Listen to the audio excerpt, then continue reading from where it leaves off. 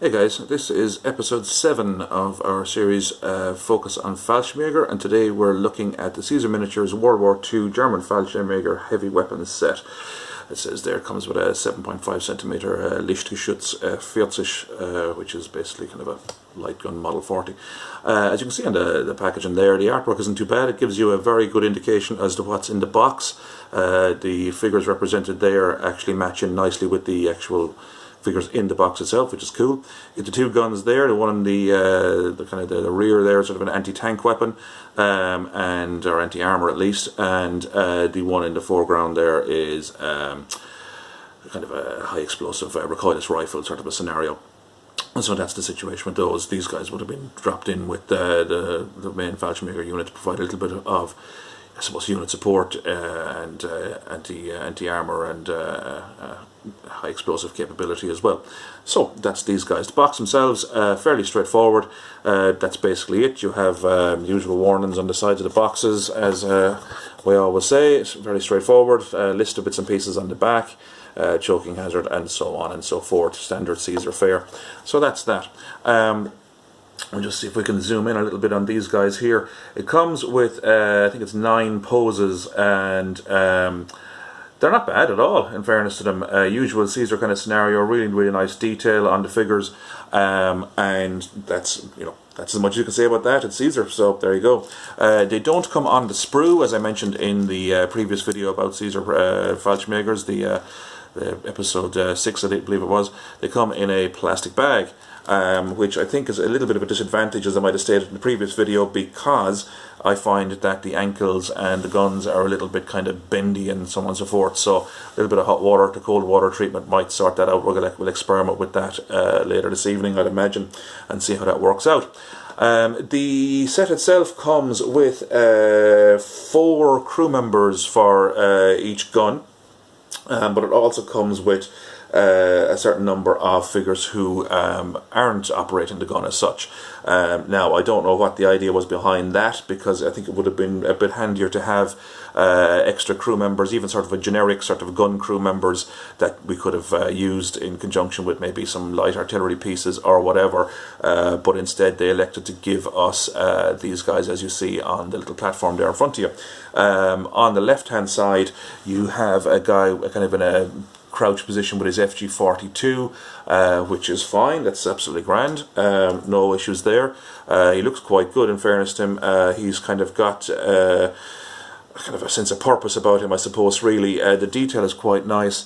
I'm just going to pick him up so I can show you. I'm hoping the camera picks that up, but the pose itself has got a nice natural position to it. I've noticed that with Caesar, that whatever way they sculpt them or mould them, you get a slightly more lifelike, realistic sort of a scenario going on there with them, which is cool. As I say, the downside is, unfortunately, that they are a little bit bendy. See that guy there now, he wants to fall over straight away, so I have to kind of bend his ankles back, and that doesn't do my nerves any good at all, because I don't want to snap the figure off the little base there. But that's that guy. This chap here then, kind of trying to figure out what he's doing, really. He seems to have some sort of a weapon in his right hand, but it's kind of hard to discern. It's the one kind of questionable sculpt. I don't know whether it's a piece for the gun, whether maybe it's a cleaning rod or something, or whether it's an MP40 folded up or something. It's kind of hard to tell. But hey, there you go. But having said that, the detail on the figure itself, I'm hoping that the camera picks that up, because the detail on the front of that figure is really nice. He's got a grenade stuffed in his belt. You can see a holster on his left hand side. He's got the mag pouches and various strapping and stuff across his chest, and to be fair, the detail is pretty cool, I have to say. On the rear of the figure then you have the gas mask, the trenching tool, looks like kind of a mess tin kit, bread bag, and so on and so forth. Again, straps and folds, etc, etc, looking quite good there, so can't really fault that chap, to be fair. Then next to him you have this guy who is sort of in a crouch position with an MP40. Again, nice figure, fairly basic. He's not doing a whole lot, and again he was a bit bendy in the ankles, so he's a tendency to sort of want to fall over. As you can see there, he's quite quite forward, you know. So again, you have to kind of bend them back, but as I say, detail on them is pretty good. Can't really fault that. Like, it's Caesar, you know, as I say, they're pretty good. So from that perspective, top marks there, I suppose, apart from the old wobbly ankles. This guy then, kind of standard Caesar grenade throwing pose for the German infantry, or Fallschirmjäger in this case. Yeah, no faults there, quite like it.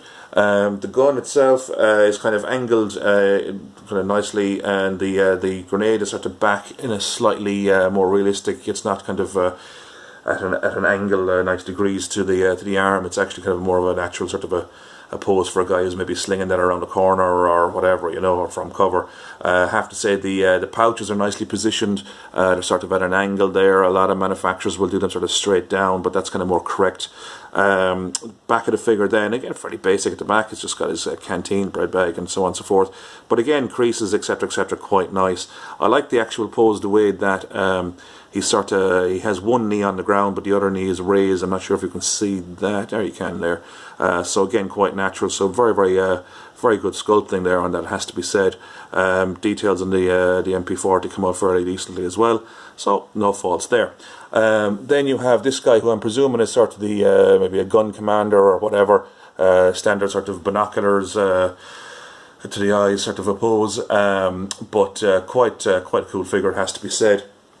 No faults there. You get one of those, you get 3 of the grenade guy, I think it is, and kind of 2 or 3 of the other guys as well, which is fine. As I say, that's grand. It kind of augments the original boxing, which came out nearly 10 years ago now. It's 2019 at the moment of filming, so that original set came out at least 8 years ago. So it's nice to have these guys to augment that set, just to, you know, as I say, I always consider a full complement of figures to be in the region of 50. Whoops. So, you know, I kind of prefer that you get the 50. So we kind of have that kind of total reach now with the onset of these guys. So that's the unit commander. As I say, it looks pretty cool, I have to say. I mean, I really do like him. But as I say, those guys aren't specifically for the gun, apart from perhaps this guy, who could be used in that sense. What you get for the gun is these chaps. Now, I'm going to struggle to get these guys to stay upright, I'm sure, because they don't come. This guy's going to face plant, I'm sure. Let's see if I can get him to. No, he definitely wants to do the old, yeah, that old trick. We'll look at him in a minute. So these guys basically are for, and this guy's going to do the same. These guys are for the gun, of course. They're the gun crew. So you have sort of a standard kind of a chap there. You know, he's could be doing anything really. You wouldn't even necessarily have to be part of a gun crew, only he doesn't have a weapon on him. So, but he has the bandolier around the shoulders, etc., etc., and off you go. So he's, you know, obviously doing something with one of the larger weapons. So that's fine. That's that guy. Then you have this guy here, who again looks like he's you know, operating some sort of a support weapon. So he's good as well. Absolutely. The guy here who want to do the old face plant. He has some sort of a shell in his hand, so yeah, that's grand too. Probably for the recoilless rifle. Possibly looks a bit large for the anti-tank one. But hey, there you go, we'll see. Nice detail on the back of these guys, of course, as well. Of course, they are their Caesars, so, you know, looking forward to seeing how those guys paint up. So that's that chap. And then you have this guy here, who again is sort of a kneeling position, and kind of really looks like he's about to ram around into the breach or whatever. Of course, the weapons themselves, if I can just gingerly reach over here behind camera, they come on the sprue. So that's that one, that's the recoilless rifle, and there's the other one. Now these are very soft and thin plastic. You can even see this one is practically translucent, so I'm not really looking forward to putting these together, to be honest, but we'll see how we get on. I'd say they'll need a bit of varnish and a bit of whatever, undercoat and stuff, particularly the barrel of this this gun, and certain parts around here, just to make them a little bit more sturdy, I think, particularly from a wargames perspective. Grand if you're just doing a diorama, but you know, we'll have to see how that goes. So that's those. As I say, they come in the old plastic bag. There we go. And then you also have the instructions. So there you go. That's the instructions there. Always a little bit straightforward, as I say. So that's that. So that basically is it, guys. That is the quick review of the German Fallschirmjäger heavy weapons set for World War II in 172 by Caesar Miniatures. And as I say, I'll be cracking on with these guys this evening, getting those guns put together, bit of undercut or whatever. I'll see how we get on with that, and they'll be getting painted up in probably late war camo pattern, something similar to what they're wearing on the front of the box there. And I'm kind of going for kind of a post-Normandy sort of scenario with these guys. I think there'll be 2 battalions in that colouring, and then one in sort of a tropical camo. So that's it, guys.